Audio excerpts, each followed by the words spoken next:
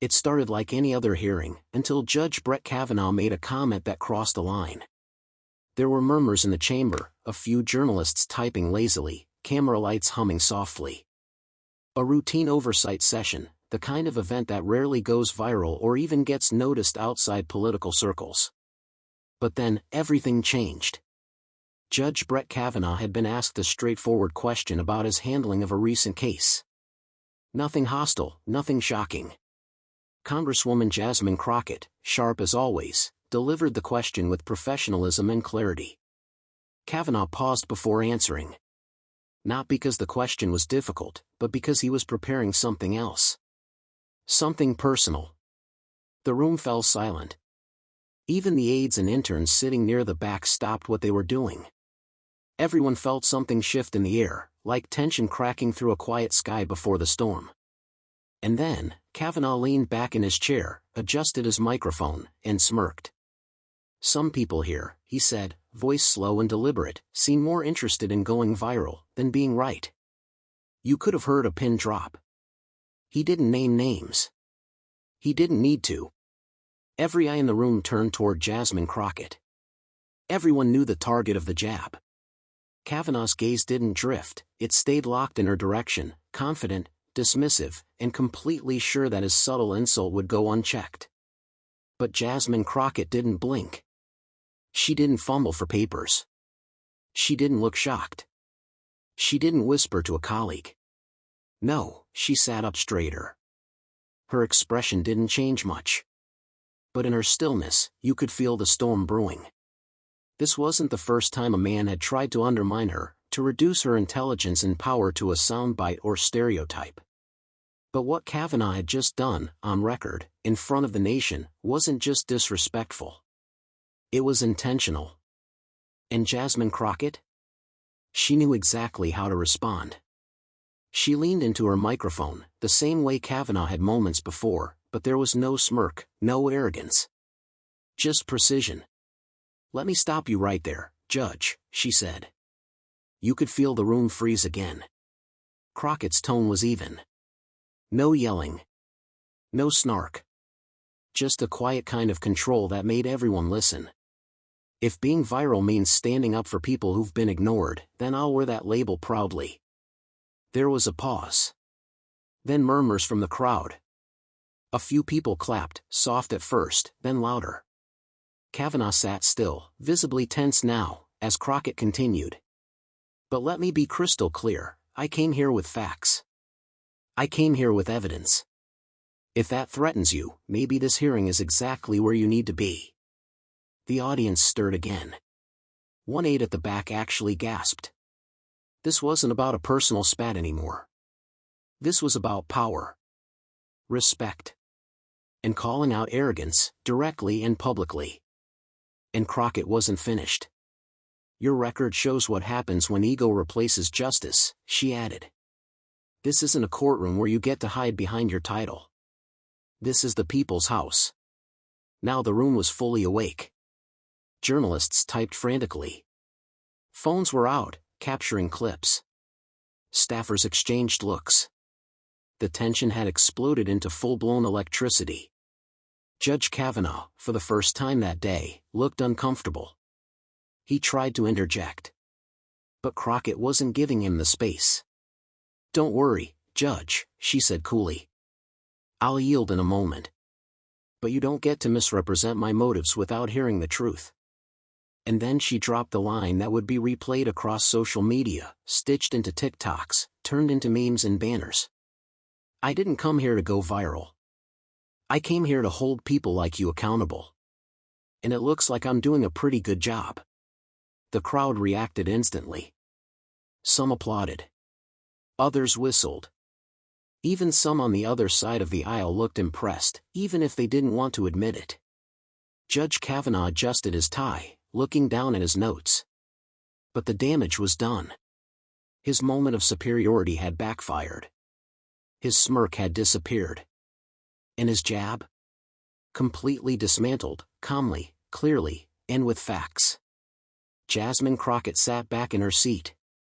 She didn't need to say anything more. The message was loud and clear. You can try to minimize her. You can try to outrank her. But you cannot silence her.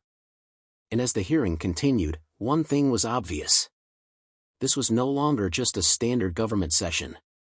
This was a moment. A political moment. One that would live far beyond the walls of that room. And Jasmine Crockett had just turned an insult into a spotlight. From the moment Jasmine Crockett leaned into her microphone, the entire energy of the hearing flipped like a switch. Judge Kavanaugh, known for his calculated tone and courtroom presence, had underestimated the Congresswoman sitting across from him. He thought he could jab her with a line about chasing virality and move on, unchallenged. But what he didn't expect, what no one expected, was that Crockett wouldn't just clap back. She would take over. I find it interesting, she began smoothly, that the moment a woman challenges your opinion, suddenly it's not about policy, it's about popularity. It wasn't just what she said, it was how she said it. Her voice didn't rise. She didn't flinch. She wasn't reacting. She was commanding. And when she spoke, people listened. Every syllable was deliberate. Clear. Purposeful. The hearing had been scheduled to discuss constitutional matters and judicial accountability. But now it was something else. A real-time masterclass in control, power, and grace under fire. Jasmine Crockett looked Kavanaugh directly in the eyes. No fear. No hesitation. We're not here to debate someone's brand, she continued. We're here to debate the law. The Constitution. People's rights. But it seems what really bothers you isn't the question, it's the fact that someone like me dared to ask it. At that moment, it wasn't just Crockett's words that carried weight, it was what they represented. She wasn't just defending herself. She was standing up for every person who had ever been dismissed in a room full of suits. For every young black woman whose intelligence was underestimated. For every elected official who wasn't invited to the old boys club but showed up anyway, and earned their seat. Some members of the audience leaned forward in their chairs. One senator shifted awkwardly. Even the clerk stopped typing for a second. Judge Kavanaugh, clearly uncomfortable now, tried to speak. But Crockett was faster. I'll yield the mic when I finish, she said sharply, not raising her voice, but making it crystal clear she wasn't to be interrupted. Until then, I suggest you listen the way the rest of us do when you speak. The crowd reacted, not with gasps or shouts, but with that unmistakable rustle of approval. Heads nodding. Faint claps. Whispered wows. Even political opponents couldn't deny it, this was her moment. Crockett didn't stop to enjoy it. She kept going, eyes steady, voice unwavering. We're living in a time when people are losing faith in the system, she said. And you sitting there, mocking questions that come from this seat, only proves why they're losing it. This isn't reality TV. This isn't your confirmation hearing. This is a constitutional discussion. And if you can't respect that, you should reconsider why you're here. That wasn't just a dig. That was a reckoning. And Kavanaugh knew it. His expression tightened. He blinked more frequently. He adjusted his tie and glanced down at the notes in front of him, notes that clearly weren't helping anymore. Now, Crockett turned her focus from Kavanaugh to the entire room. She wanted the moment to land, not just as a personal defense, but as a political statement. Some of us didn't get here because we knew the right donors, she said. We got here because we knocked doors, talked to neighbors, fought for people who never even heard our names. And when we sit in these chairs, we carry those people with us. So if my presence here makes you uncomfortable, I'm doing my job. Boom. No yelling. No insults. Just pure, blistering truth. Social media was already going wild. The clip had been posted within minutes. One caption read, "Jasmine Crockett didn't raise her voice. She raised the standard." Another read, "Kavanaugh tried to come for her and walked into a buzzsaw made of facts." Back in the chamber, Kavanaugh looked visibly deflated. The smugness that opened the hearing had completely disappeared. He wasn't making eye contact anymore. And for the next several minutes, he didn't even try to respond. He knew he had lost the room. Jasmine Crockett straightened her stack of papers and closed her statement with this. Being heard isn't the same as being loud. And today, I came to be heard, on behalf of the people who don't get a mic. The audience applauded again. This time louder. This time with more purpose. The moderator, stunned but trying to maintain order, nodded and gestured for the next speaker. But everyone knew this wasn't business as usual. Crockett had just rewritten the rules of the room, without raising her voice, without stooping to personal attacks. She used facts, intelligence, and calm to completely dismantle the arrogance sitting across from her. This wasn't a viral moment by accident. It was earned. Every word, every pause, every glare, it was strategic. And unforgettable. By the time she leaned back in her seat, the message was undeniable. Don't confuse silence for weakness. Don't confuse calm for surrender. And don't ever confuse Jasmine Crockett for someone who will let disrespect slide. What happened inside that hearing room didn't stay inside for long. Within 10 minutes, a 49-second clip of Jasmine Crockett's takedown was all over the internet. It hit Twitter first, captioned simply, "She ate. No crumbs." From there, it spread like wildfire. TikTok creators added dramatic zoom-ins and fire emojis. YouTubers paused their gaming streams to react live. One legal podcast stopped mid-episode and said, "Hold up, we need to talk about this woman right now." The hashtags started trending before the hearing even ended. Hashtag Crockett Clapback. Hashtag Crockett vs. Kavanaugh. Hashtag mic check moment. Hashtag sit down judge. But this wasn't just social media hype.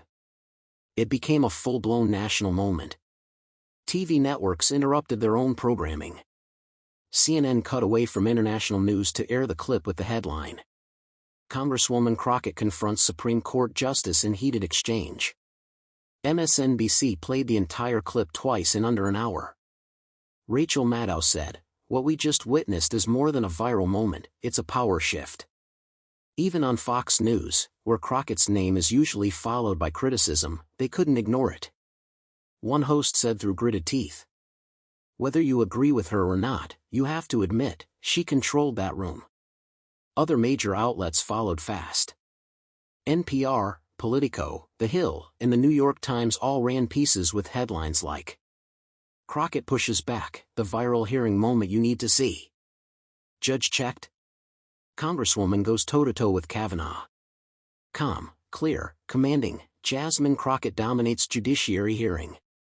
Back in the room, Judge Kavanaugh's silence was loud. After Jasmine Crockett's final words, being heard isn't the same as being loud. And today, I came to be heard, on behalf of the people who don't get a mic. Judge Kavanaugh didn't say a word. He sat there. Eyes lowered. Face tight. He flipped through his notes even though everyone could tell he wasn't reading them. For the first time in that hearing, he looked small. He had entered that room with all the confidence of someone who'd been confirmed to the highest court in the country. But in less than 10 minutes, Jasmine Crockett reminded him, in the world, that titles don't protect you from accountability. Especially not when you come for the wrong person. Reactions from inside the chamber. Lawmakers were visibly shaken, not just by what was said, but by how it was said. Some leaned forward, pretending to be busy, but clearly watching. Others whispered to staffers, scribbling notes like they had just realized something big had happened. One congresswoman was caught on a hot mic saying, "That was masterful." Even a few Republicans couldn't hide their surprise. While they didn't applaud, their expressions betrayed something close to respect, maybe even concern. One senator muttered to a colleague, "She's not here to play." She wasn't. And everyone could see it now. Public response, from viral clip to political symbol. Outside the hearing, Jasmine Crockett became a symbol. Not just of confidence, but of controlled power. She didn't raise her voice. She didn't take the bait. She didn't call names. But she made her point so sharply that people compared it to a scalpel. Posts from teachers, Nurses, single moms, students, and veterans flooded Twitter and Instagram. She stood up for all of us who've been talked down to in rooms where we were the smartest person there. At Justice for the People. I watched it 3 times. I've never seen someone handle disrespect that professionally and make it look so easy. At Future Voter 22. She didn't need to scream. She made her words louder than any shout. At Policy Nerd. One post from a university student went viral with over 3.4 million views.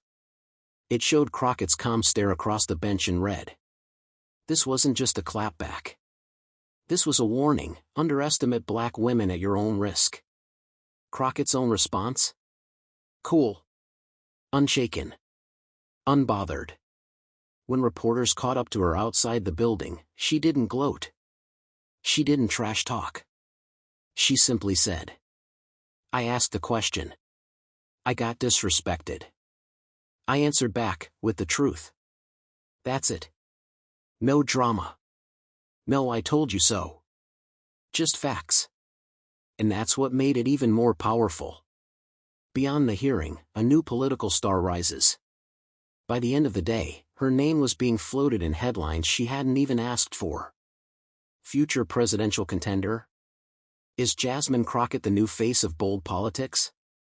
And for good reason. In an era where so many politicians yell to get noticed, Crockett reminded the world that true power doesn't come from noise, it comes from mastery. She walked into that hearing prepared, poised, and ready to speak truth, not for clout, but for justice. And when Kavanaugh underestimated her, she didn't explode. She executed. By the next morning, it was official. Jasmine Crockett had broken the political internet. The headlines kept rolling in, each more stunned than the last. Crockett dismantles Kavanaugh without raising her voice, The Washington Post. From Congress to Queen, Jasmine Crockett owns the moment, the root. A clinic in composure, time. How to shut down a Supreme Court justice in 90 seconds, Slate. But this wasn't just media buzz. This was something deeper. Something cultural. Because while the clip of Crockett checking Kavanaugh continued to dominate feeds, the conversations it sparked were even louder.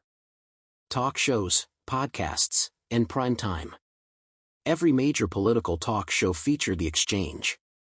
On The View, Whoopi Goldberg clapped her hands together and said, "That's how you do it.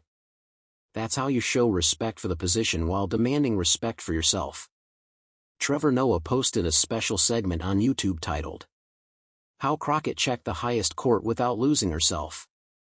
In it, he said, she didn't just clap back. She clapped back with the receipts, the grace, and the poise that made Judge Kavanaugh look, well, small. Even Late Night with Seth Meyers couldn't resist. That wasn't a hearing. That was a masterclass, and Judge Kavanaugh forgot to bring his notebook. Kavanaugh and his allies tried damage control. Meanwhile, Judge Kavanaugh and his defenders were clearly caught off guard. His press team released a short, generic statement about respecting all voices at the table, but it did little to stop the wave of criticism.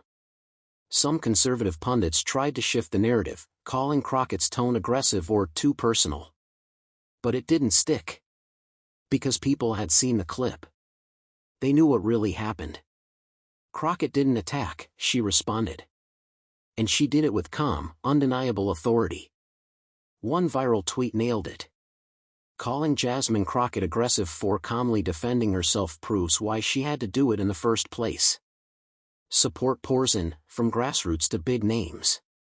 In the hours following the hearing, thousands of people flooded Crockett's office with calls and emails, mostly thank yous. Her campaign donation page reportedly saw a 700% increase in donations in 24 hours.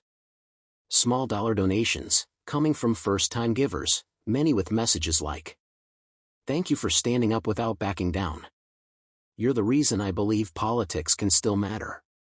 Please don't stop. We need you in the room." And it wasn't just everyday citizens. Big names stepped in too. Ava DuVernay tweeted, "She didn't need a script. She didn't need a camera crew. She just needed a mic. And she used it like a weapon for justice.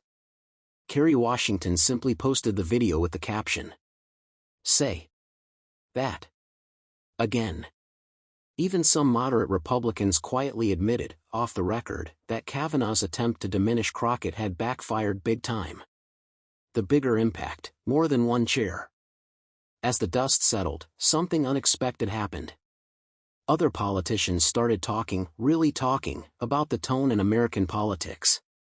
The hearing made people ask, why are women, especially women of color, so often labeled hostile for simply responding? Why do power structures still treat humility like weakness? And most importantly, why is it so rare to see accountability land on someone with a robe and a lifetime seat? Crockett's moment became a reference point in discussions about judicial overreach, congressional respect, and the double standards women face in public service. She wasn't just defending herself. She was speaking for every voice that's ever been silenced with a smirk. A quiet revolution begins. In schools, students were writing essays on her statement. In law classes, professors broke down her rhetorical approach. In activist spaces, organizers were already designing graphics with her quotes. Being heard isn't the same as being loud. Maybe this is exactly where you need to be. I didn't interrupt you while you were wrong. Don't interrupt me while I'm right. One campaign organizer put it best. That moment wasn't just a viral clip. That was a reminder that people like Jasmine Crockett don't just belong in the room, they change the room. Back to work, but never the same. While the media raved and the internet applauded, Jasmine Crockett didn't bask in the spotlight. The very next day, she returned to work like nothing had happened. No press tour. No tweet storms. Just service. When asked by a reporter if she planned to capitalize on the moment, she smiled and said, "I didn't come here for moments. I came here for results."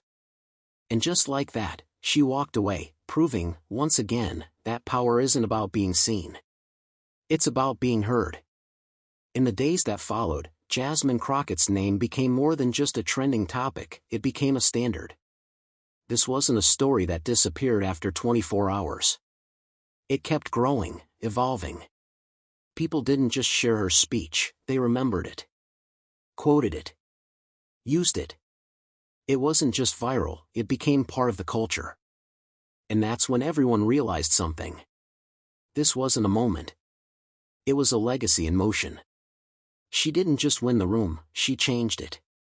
That hearing room, once designed to intimidate and isolate, had been reclaimed, transformed into a space where power didn't come from robes or rank, but from truth. When Crockett pushed back on Judge Kavanaugh, she wasn't just defending herself. She was tearing down years of quiet disrespect, of microaggressions, of being talked over and brushed aside. She proved that poise isn't weakness. That you can burn someone with facts, and never raise your voice once. And maybe that's what shocked people the most. How calm she was. How in control. How completely unshakable. She didn't just make a point. She became the point. The ripple effect. Across the country, people took note. Teachers played the clip in civics classes. Leadership coaches used her words as examples of powerful, non-reactive communication. Community organizers built training sessions around the moment, not just for political debates, but for how to handle being dismissed, underestimated, or spoken down to in any setting. One nonprofit leader said, "Every girl in our mentorship program saw that clip. And every one of them said, that's how I want to show up in the world." Even seasoned politicians admitted, quietly, off camera, that they were studying her delivery. Because what she did wasn't luck. It was strategy. It was intelligence. It was timing, tone, and truth all wrapped in one. And she walked away like it was just another Tuesday. Here's the thing that stunned people most: Crockett didn't gloat. She didn't tweet 50 times or do a press junket. She didn't act like a celebrity. She acted like a servant of the people, because that's what she is. She went back to work. Back to her community. Back to bills and hearings and town halls. When asked how it felt to go viral, she just smiled and said, Going viral doesn't change lives. Good policy does. And that's when you knew it was never about her ego. It was always about the work. For the people watching at home, maybe the most important part of this story isn't what happened in that hearing room. It's what happened outside of it. In living rooms. On buses. At desks. In schools. On phones. Millions of people, especially young people, especially women, especially people of color, saw themselves in Jasmine Crockett. They saw someone who didn't flinch when challenged. Didn't fold under pressure. Didn't choose noise over substance. They saw that you can stand in front of someone with more power, more privilege, more connections, and still win. Not by yelling, not by insulting, but by knowing exactly who you are. And never backing down. A final message that echoes beyond the moment. What Jasmine Crockett did that day wasn't just a powerful moment in politics. It was a signal to every person who's ever been doubted, interrupted, or dismissed: your voice matters. Your presence matters. Your truth matters. Even if the room wasn't built for you, you still belong in it. And sometimes, all it takes is one voice, one sentence, one fearless refusal to stay quiet, to shake the whole room. I didn't come here to go viral. I came to hold people like you accountable. That one line? It didn't just silence a judge. It inspired a nation. Power isn't always loud. Sometimes, it wears a calm face, speaks with clarity, and changes everything. And Jasmine Crockett? That day, she didn't just clap back. She changed the conversation. Forever. One moment. One voice. One unstoppable clapback that shook the system. This wasn't just about politics, this was about power. About truth. About showing up and shutting it down. And you already know, if it's shaking the nation, we're breaking it down right here. Only on The Union Show. Where the truth gets loud, even when the mic is off.